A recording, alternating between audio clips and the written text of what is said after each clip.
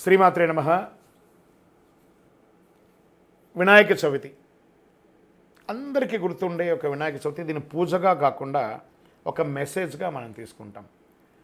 మన యొక్క భూగర్భ జలాలన్నీ కూడా తగ్గిపోతున్నాయి కాబట్టి మీ ఇంట్లో మీ పిల్లలకి రెడీమేడ్ విగ్రహాలు ఇచ్చే బదులు మట్టిని తీసుకొచ్చి మీరు వినాయకులు తయారు చేయండి, మీరు చేస్తున్న వినాయకుడికి పూజ చేస్తాను ఒక టాస్క్ ఇవ్వండి. చాలా అద్భుతంగా ఉంటుంది. వాటిని పూజించండి. ఆ యొక్క వినాయకుల్లో కాస్త తులసి విత్తనాలు లేదా టమోటా విత్తనాలు, కొన్ని కూరగాయల విత్తనాలని ఆ పిల్లలకి ఇచ్చి ఆ మట్టిలో కలిపి ఆ విగ్రహాన్ని తయారు చేయమనండి.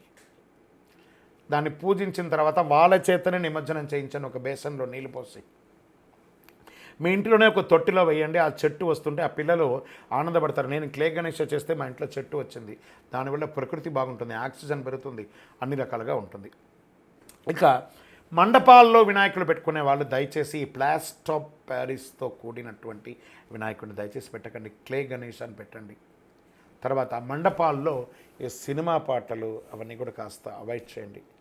మనం భక్తిగా ఉండగలము అని అంటేనే ఆ యొక్క మండపాల్లో పూజించను, కానీ వేరే వేరే వ్యవహారాలతో మండపాల్లో ఉండకండి. ఎందుకంటే ఆ మండపం అంటే సాక్షాత్ ఒక గర్భాలయం లాంటిదే అది.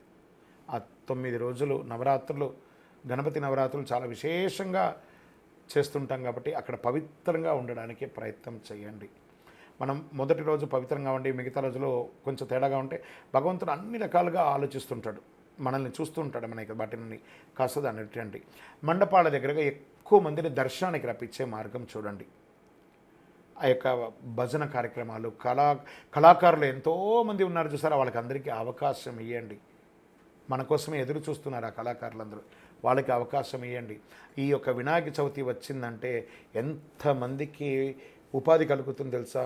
ఆకులు అలములు, మట్టి గణపతులు, పూజా ద్రవ్యాలు, భోజనాలు, మండపాలు, ఫోటోలు, ఫ్రేమ్లు, సెంటరింగ్లు, వాహనదారులు, వాయిద్యకారులు, ఎంతమందికి మనం తెలియకుండానే పరోక్షంగా మనం ఉపాధి కల్పిస్తున్నాం చూస్తారా. అందుకే భగవంతుడు గణపతితో ప్రారంభించి అద్భుతమైనటువంటి అవకాశాలు మనకి ఇస్తున్నాడు. ఈ గణపతి చవితిని ప్రతి ఒక్కరు కూడా ఆనందంగా సంతోషంగా ఉండండి. చెరువుల దగ్గరికో లేదా నది దగ్గరికో వెళ్ళేటప్పుడు పిల్లలు జాగ్రత్త, అది కూడా జాగ్రత్త పడండి. వినాయక చవితిని